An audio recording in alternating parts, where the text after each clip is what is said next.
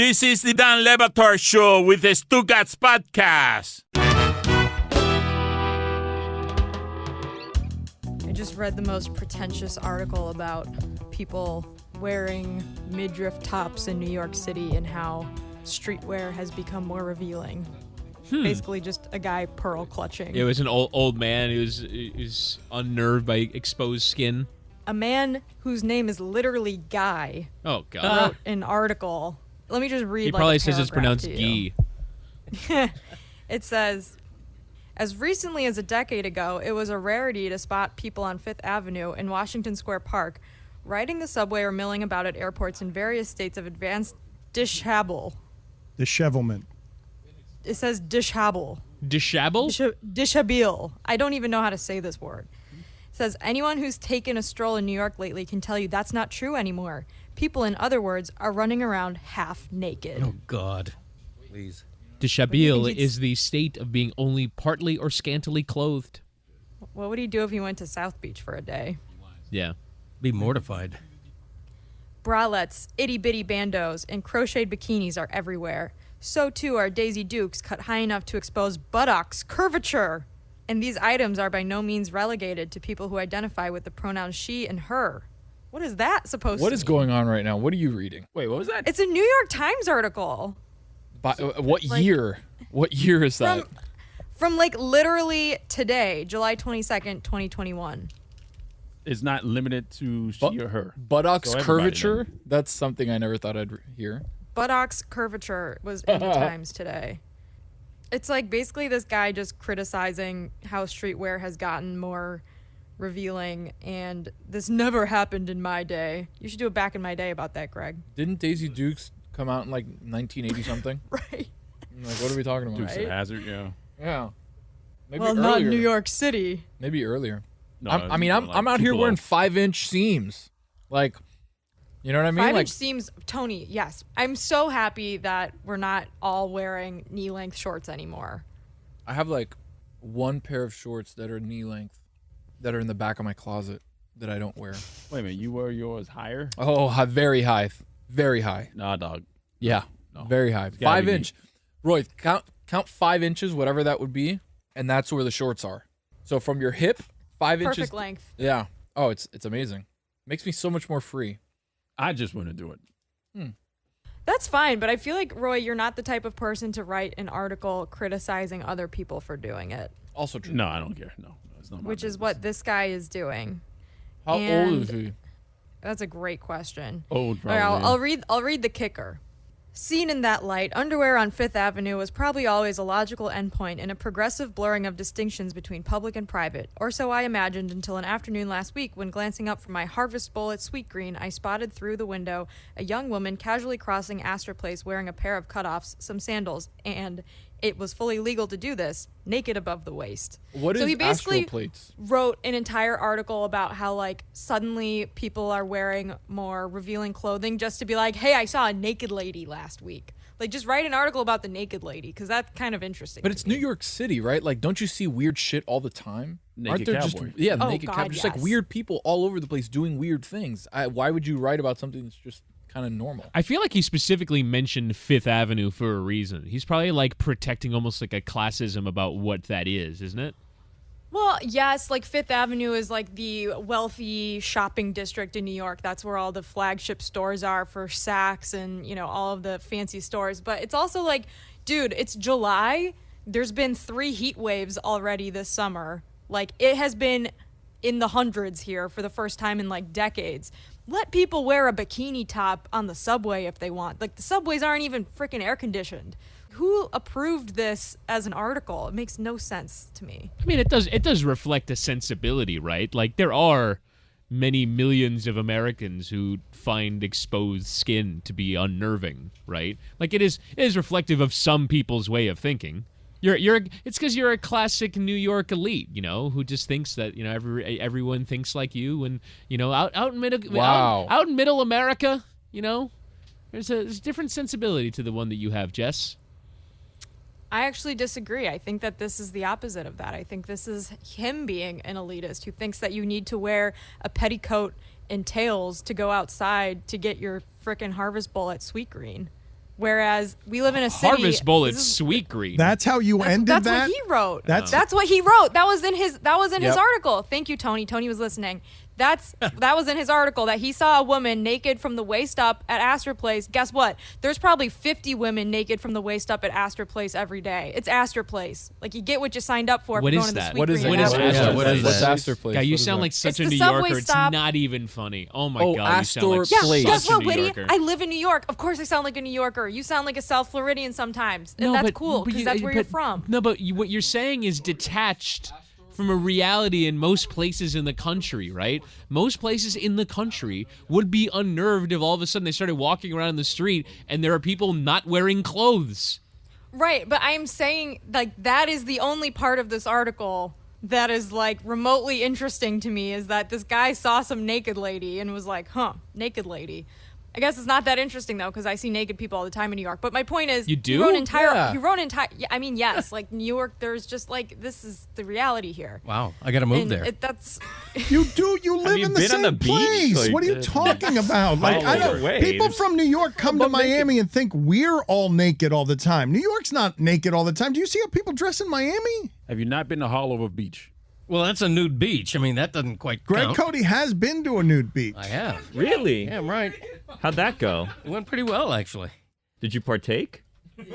Here's the weird thing about a nude beach. Most of the bodies there you don't want to look at. There are people. A lot of them are people my age. They're like big overweight Canadians. I mean, it's not a pretty sight. I'm telling you. Why are you smearing the Canadians? I just use that as an example. Are they walking around with a flag? How'd you know? Yeah, they do. Keep in mind how he started that sentence. Here's a weird thing about a nude beach. Nudity.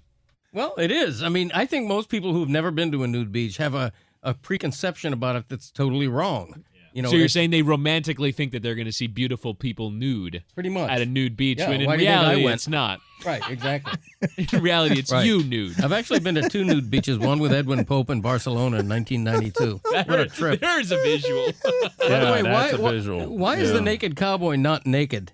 Jess, you're a New Yorker. Will you Doesn't slow that down? annoy you? Will you slow down, Yeah, please? let's I marinate like in the you pace, in you Barcelona in '92. Just slow down because you just said I went to a nude beach with Edwin Pope in God rest his soul. 1992. Right, God rest his soul. indeed. I would like the audience now, since we are doing a copy and paste show, to simply Google image Edwin Pope. All I have in my head is the tiny picture that went next to his columns when I was holding the newspaper at the barber shop. Like, that's what I'm imagining, just like a 100 by 100 picture Right. So on, be on a clear, nude beach. We're Googling Edwin Pope nude. No, please. No, don't safe do for that. work. Yeah. Don't do it. Please don't do please that. don't, no. I think, and this, we got in trouble here with Howard Schnellenberger and, and Bob Greasy, who didn't like the way that we remembered the memory of Edwin Pope at Marlins Park. They wanted something more noble, less dirty, like Cody and I are. And so we just did it by Clevelander Pool at Marlins Park, and I think they came in suits. They were, and we had an open bar. It was a party. But did they know where they were going? At the Cleveland or Marlins Park, what kind of memorial was that going to be? Well, it did not become the memorial they were thinking it was going to be, because they were there to remember the great and graceful Edwin Pope. But they also didn't know Edwin the way that, yeah. Greg and I did. And so what I remember There's sitting a lot in that. Oh yeah. Yeah, well, this is why. Now I want you to put it on your screen now, so this can be as shocking to you as it was to me as a young reporter. And Edwin Pope was old the entire time that I knew him. Edwin Pope was an old man, but he was an old man who drank when he was away from his wife, so much that one night he drank with Cody, I'm pretty sure, and drank so much that he came home and he fell over drunk in the hotel room and hit his the front of his pec with the corner of the dresser. And when he got home and told his wife what happened, he said he was coming out of the Colts elevator and he had been impaled by a forklift, is what he told Yes. his wife. Yes. Very, very creative. Yes, because he was a partier. And I want you to now, with this image in your head, imagine me typing Cub Reporter. This is the top of the profession. I want to get up there. This old guy who's been old the entire time I've known him is grace and class. All the coaches love him. He's an icon and a pioneer in Miami. And he's typing and I'm typing. And he just turns to me And he says, apropos of nothing, we weren't talking about it or anything. When I was younger, I'd have f***ed a rattlesnake if you held its head for me.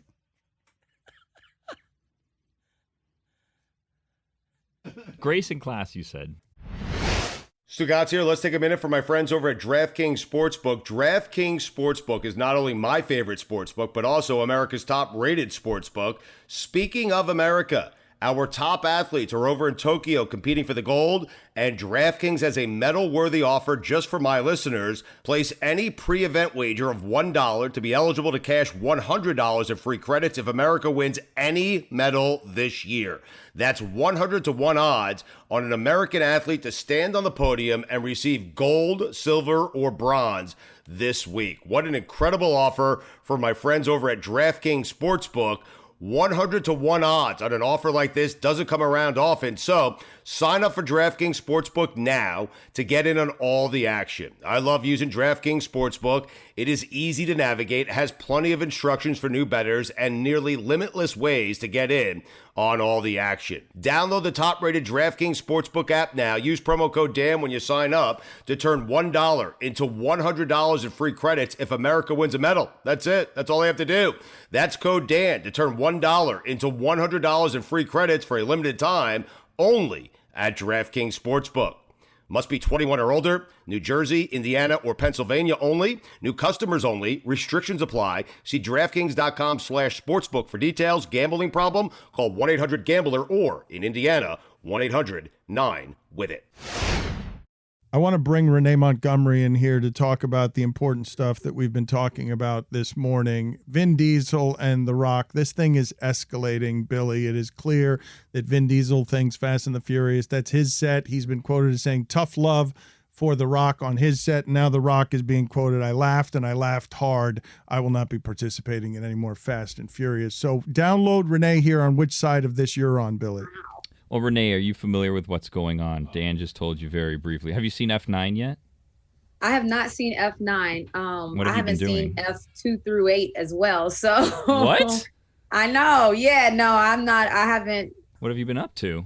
Missed 8 of them. Just sports. I really watch a lot of sports or binge watch shows. Apple TV shows are my favorite Netflix originals. But the Fast and Furious series, it just didn't tickle my fancy. Even though my fiance is in like a cameo in there, I still have not even seen. Well, hold on. I'm sorry, what was that? I mean, I don't wanna just call a quick cameo. She's one of like the car girls on one of the racing things, and so I haven't even seen that whole movie of that one. Just to give you guys an idea of like not really watching it, but yeah, that's a little nugget to drop on y'all.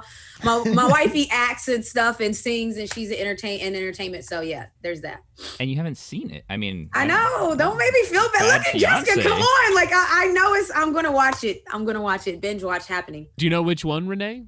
Gosh, are y'all trying to get me in trouble? I'm just trying to figure out, are y'all intentionally trying to get me in trouble well, here? did you say She's like I in- watched Yeah, it, yes, or we like are. how do you? I know. She's in the one where Paul Walker ended up passing away. She was on set with him before he passed away. So it was not a good situation. She's talked about that. So that one.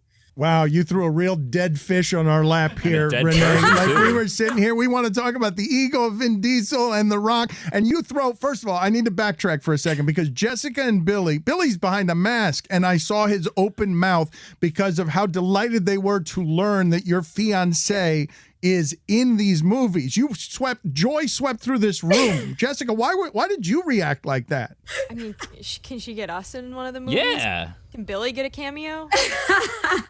Listen, I mean, she's about to start getting back into entertainment, so maybe she went to school and ended up being like a journalism major, and she's into that type of stuff. So she kind of put entertainment to the side for her side. But yeah, I mean, let's get it popping. Let's hop back in there. What's up? That's what I'm saying. I mean, there's a million journalists. There's only 9 Fast and Furious movies. Facts. Look, she always is like this overachiever. She was like on a good trajectory, and then she just wanted to go to school and learn and be a journalist Big and learn mistake. all this stuff. And I'm like, what? Overrated. The What Rock, did journalism school ever do for anyone? Exactly. That's what I'm saying. Yeah. I want to know whose side you're on here. I want to Let's hear know it. who you side with, because these guys have substantive ego. And we were talking about, well, The Rock goes on the set and he's like, I'm a bigger star than you are. And Vin Diesel's like, not here, you're not. That's tough because I'm probably team The Rock just because for personal affiliations, I'm team The Rock. So I'm going to roll with The Rock.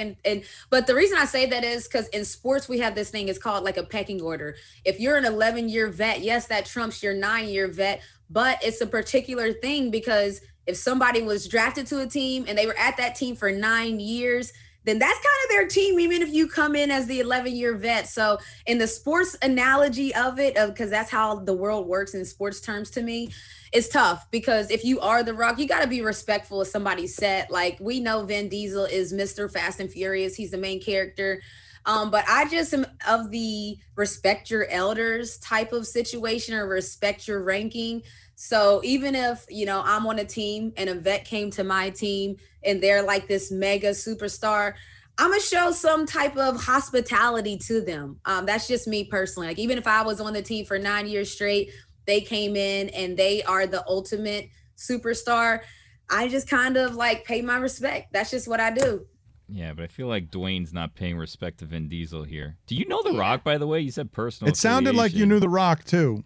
Recently, Danny Garcia is The Rock's ex-wife, and they recently invited me out to like the premiere of the Washington Heights, and I couldn't come. So I do have affiliations with them. So Jessica, wait a minute. What were you doing that day? The Rock invites you somewhere, you say no? What's going on? How are you so busy? I already had something booked. I know. Listen, everybody in my camp was mad at me about it. We really wanted to go, but we couldn't move the schedule around. They only told me a week and a half before.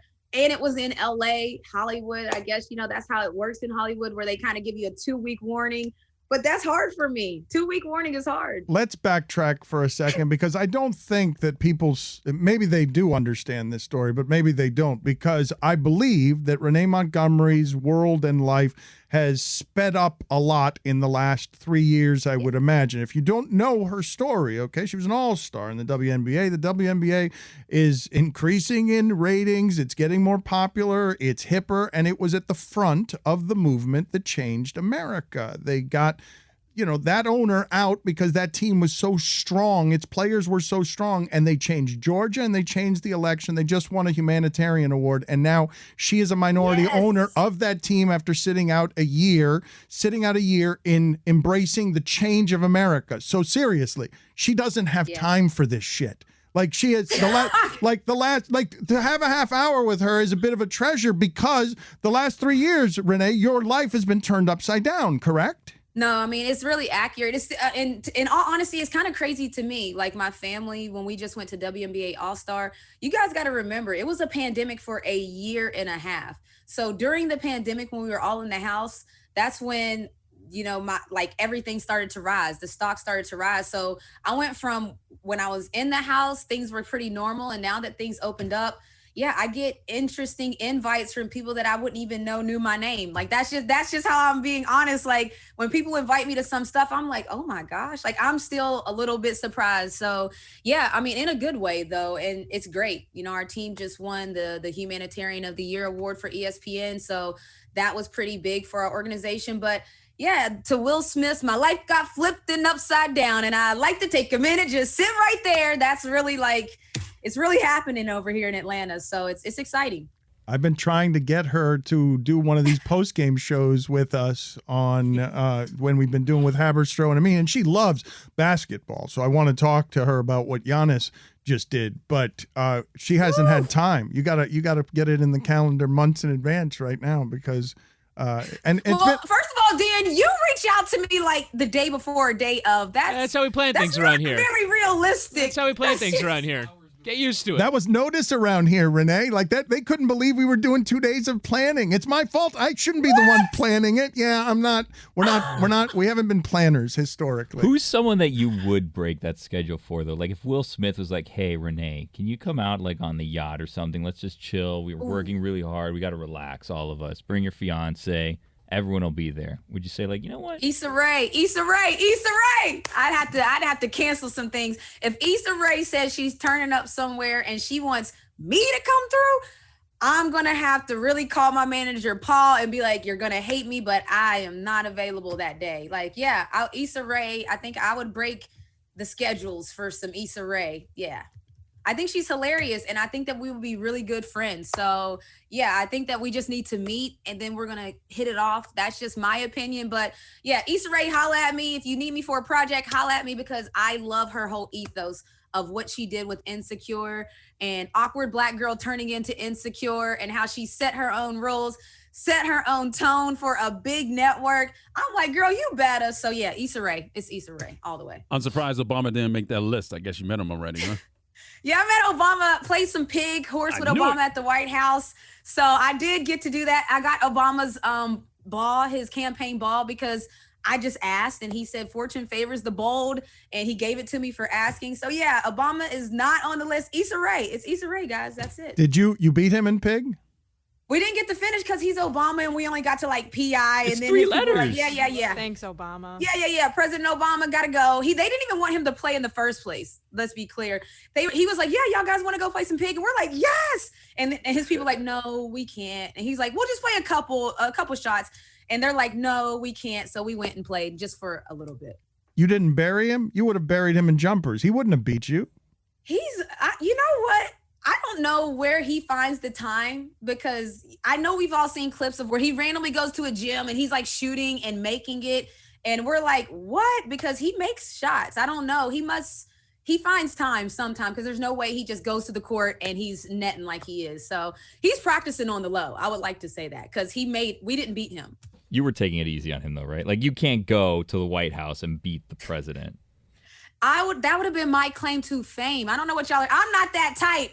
I'm going to the White House trying to get that dub and then tell everyone that I beat him, but we didn't get to finish. Renee, how often do you just go, because I don't think people understand what your skill level has to be to reach the professional level that you did. How often will you just go into a local gym pre-pandemic and just torch some dudes because you can?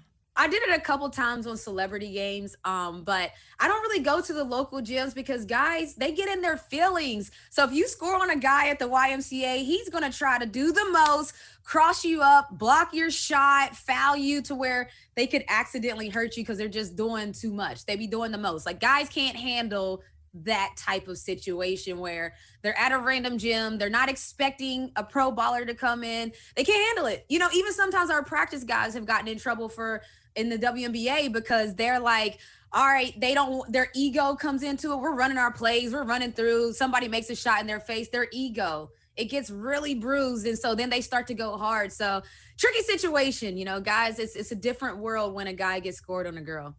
Renee, we can all agree that the worst guy at the gym is the guy that tries way too hard, undercuts you in fouls. You're on a fast break and he's undercutting your legs, fouling hard for no reason, diving. That's my one thing. I play in a lot of like adult rec leagues, and the guy that dives for the ball at my knees is the worst guy ever. And that's the guy that no one needs to pick up. But that's also the same guy that has the most swag in the gym. He has the headband. He has the arm sleeve. He came Jordan out. He got the new J's, everything. That's that guy. And that's the guy that I always try to stay away from. But, that's what I'm saying. That guy that you're talking about, that guy is all guys when a woman's there. Like, when a woman is in the building, every guy turns into that guy because they don't want to be the guy that got scored on. So, yeah, that's the worst. I once unsurprisingly got torched by a University of Miami women's basketball player when I was at the gym, and every guy I knew because I covered the women's basketball team, but every other guy in the gym was getting mad. It was like proxy that anger towards me. Because they thought that you were doing it on picking her up, purpose? and then she would torch them too. What's her name? Do you remember her name? Yeah, her name was Morgan Stroman. She played at the University Shouts of Miami. to Morgan, man. Keep torching Morgan. Keep torching him. It is so funny that our frail male egos, would deny Renee the delight. How delightful would it not be for all of us to know that we're going to go into a gym, we're going to be underestimated, and we're going to clown every person in this building, and she's not allowed to do it because we will awkwardly hurt her with our injured pride and our elbows and our knees. We've denied you. Like, you want to go in there and do that? How fun would that be? Oh, that would be great. I only shoot threes when I play against some little pickup games. It's threes only. You can't drive to the basket. Someone will try to tackle you, take you out. at all costs. So it's even funner though that, they guard you at the 3-point line. You take a step back. Now you're shooting from a step behind the 3-point line. They look at you like, shoot it. Yeah, I'll give it to you. So then you make the first one and they do the dare game where they want to dare you to make it again. And if you make it again, yeah, just like that. Yeah. Oh, she can't. It's fun. It's fun, Dan. I have fun with that. We're terrible. Dudes Men are dudes are worst. terrible. Men are the Like worst. honestly. Worst. Honestly, what is the matter with us? Renee can't go to the No go to reason the for cup them to exist. It's because of men. Guys, am I right? oh, Jesus. He said it, not me. The worst. Do you believe that Giannis ate 50 minis after the game? Yeah, my son eats 20 by himself and he's 13. So yeah, I do. I think that he should have remembered each bucket as he ate it. Oh, my first 2 points were this. My next 2 points, when he gets to the 50, he should give us a narration as he's eating the nuggets of the buckets he got during the game. So I would, if I scored a 50 piece nugget in a series winning game, I'm talking about it. Every nugget of it. Let's talk about this for a second because I don't believe people have properly appreciated what we just saw. And as a lover of basketball, right, Renee? Like that. Yeah. I mean, that dude being that good in that situation is one of those sports things that you should remember the rest of your life because it's how you'll talk about Wilt 50 years after Wilt. 100%. And even when you think about it, I'd like to make a PSA. I don't feel so bad that the Atlanta Hawks lost to the champions. It's always better to lose to the champs. So that was an easier pill for me to swallow. But I'd also like to apologize to the Bucks. I thought that there was no way in the world that the Milwaukee Bucks would beat the Phoenix Suns with a Chris Paul-led team. So I said it out loud, and I had to admit out loud that I was wrong. I didn't see it happening. And having said that, Giannis, again, he said it a lot, and he talked about it in his media interviews. He was letting people know, all right, I didn't want to do it the super team way. So we have to give him all the flowers that he took a team in a small market that nobody really goes to in free agency. He didn't even get very many recruits from his superstar friends to come through, and he just won a championship. I don't care that this was the year people got hurt. We don't play those asterisk games. Like, Giannis did something that if you just really go back and look at it, with his skill set, a lot of people thought that he couldn't win with the skill set that he has. He can't shoot from the outside. Even though he's nice and his likability, he's a dog. And I mean that in a good way. Like, Giannis is a dog, and he showed it to everyone. To Billy's question, though, Renee, I don't think he understands the athlete's body, the coal that furnace requires, and how ridiculously fit Giannis has to be to do what he did in that game on both sides of the court so that actually 50 nuggets wouldn't be something other than him popping M&Ms because he needs to feed the furnace. And I don't think you can explain to people what playing at that level for 46 minutes that in a way that we'd ever understand. Yeah, listen, not just that, but everybody has to remember in the Atlanta Hawks series, his knee bent 15 degrees the wrong way. Like, it bent the wrong way. We all saw it. Even when they said that he was going to be back, everyone was like, what will he look like, though? Clearly, he's not going to be that good. So for him to come from that series to where it was questionable if he was even going to play, and then to play 46 minutes at the highest level, they were calling them McNuggets. He said he was going to get a 50-piece McNugget at Chick-fil-A. So people should tell Giannis that the McNuggets are at McDonald's. But yes, he deserves to get every single one of those. I love that the fans came out there because Giannis is a once-in-a-lifetime generational talent. Like, he's that type of talent. I don't know. We don't recognize it as such because he's not flashy, the razzle-dazzle like Steph Curry. But he's that dude. He's that dude for real. Renee, you said that Chris Whittingham said that he's a 2? He's a 2? Yeah. Yeah. Oh, like a 2 guard? No. I said he was a 2, like he couldn't be the best player on your team and you win a championship. I mean, but there's truth to that. He's even said it. He's even acknowledged that, Chris Middleton down the stretch, when Chris Middleton has scored 10 points in a row in the fourth quarter and different things. Yeah, every Batman needs a Robin, and maybe Giannis and Chris switch outfits throughout the game. I think that's what it is. Like, you be Batman now, I'll be Robin. Like, it's kind of like they got this little thing going on. But yeah, Giannis is not your typical Kobe Bryant star type where he's going to get the shot at the end of the game no matter what. That's not Giannis's thing. He tried to get there, right? Jason Kidd turned him into a point guard, and he became the ball handler, and everyone was asking for him to shoot. And in some ways, it was him reverting to an old skill set where he's just going and over again. And Phoenix could only throw Kaminsky at him or Jay. Like, they had no answer. He just discovered, if I just keep going and going and going at the rim, that they're not going to be able to stop me for 4 quarters. But I mean, and to that point, DeAndre Ayton, we all saw it throughout the games. Monty Williams was giving him pep talks. The team was giving him pep talks.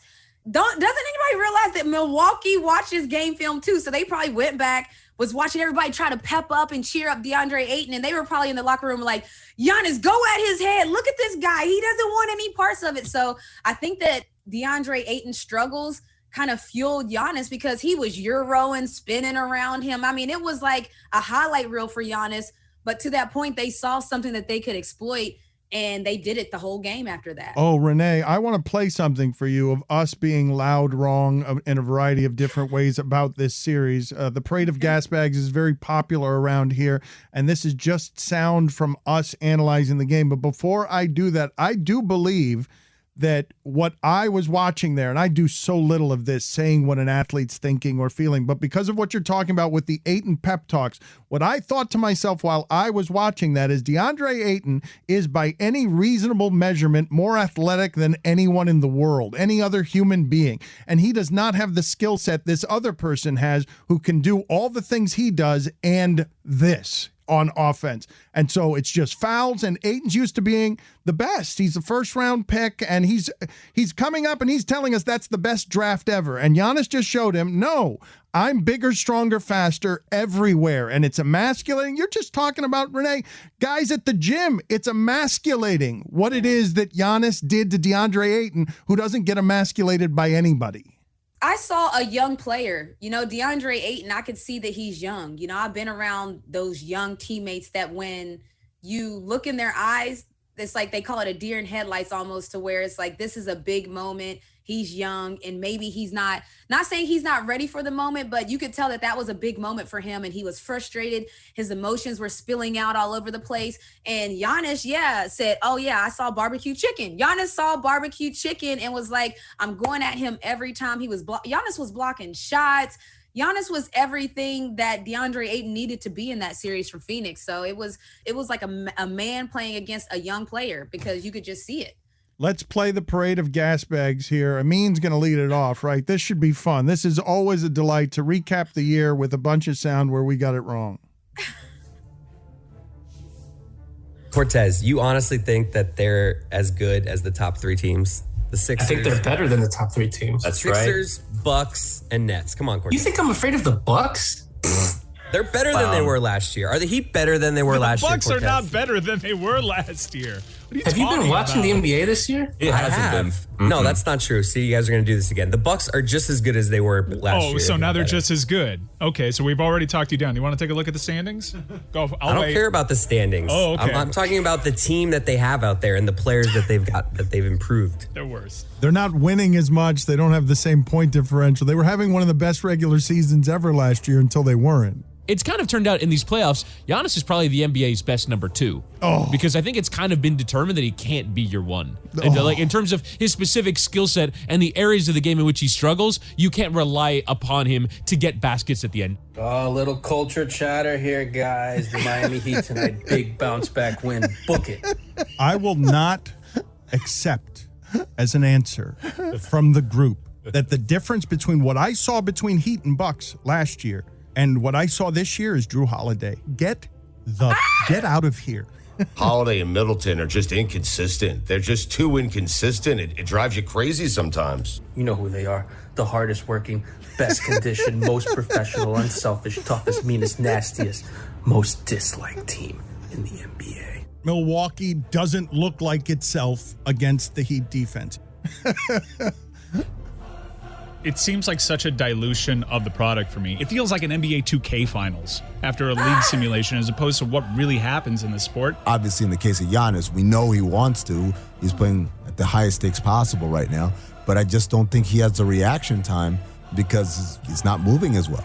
Defensively, he can't keep anybody in front of him. His closeouts are very tentative and kind of he's moving gingerly. and then when the player attacks, it's done. The Bucks are done. The thing about this series is Drew Holiday, the reason why they paid 4 first-round picks in the offseason to get Drew Holiday was that he would be a stopper in the playoffs. And he's not doing that. I think an injury that the Bucks suffered is actually showing its ugly head here in the finals, and that's Dante DiVincenzo. I'm beginning to question everything I've thought about the Milwaukee Bucks. The level of basketball that they've done, dare I say it, this is one of the worst teams in finals history. You're playing a dangerous game, though, changing your mind in the middle of a series, which allows you to be wrong a number of different times and ways. To be honest with you, Dan, I have zero confidence that the Bucks can win a game. Really? A game. Oh, my God. Yikes. Yikes. Book it. Book it.